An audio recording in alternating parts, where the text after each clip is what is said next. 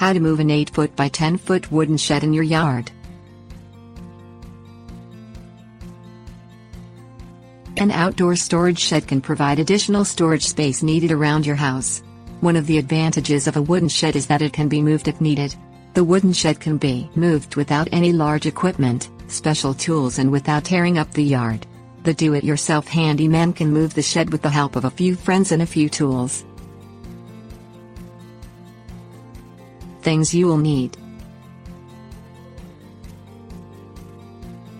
floor jack, shovel, plywood scrap, work gloves, Schedule 40 PVC pipe, 5 pieces.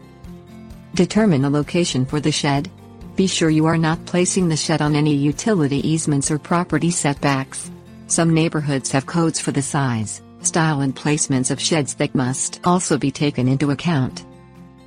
Check to see if there are any permits required by local governments. Remove all items from inside the shed. Jack up the side of the shed in the direction you want to move it. Use a floor jack and a scrap piece of plywood to set the jack on. The floor jack can raise the shed enough to slip the PVC pipe under the wood foundation. You may need to dig a little to get the jack under the foundation. A spade will work for this. Slide a section of PVC Schedule 40 pipe under the edge of the shed. You may need to move the jack around the foundation until you get 2 to 3 sections of PVC pipe under the foundation. PVC pipe is available at your local plumbing or building supply store. Place a section of PVC pipe in front of the shed so as it is moved it will roll onto the next section of PVC pipe.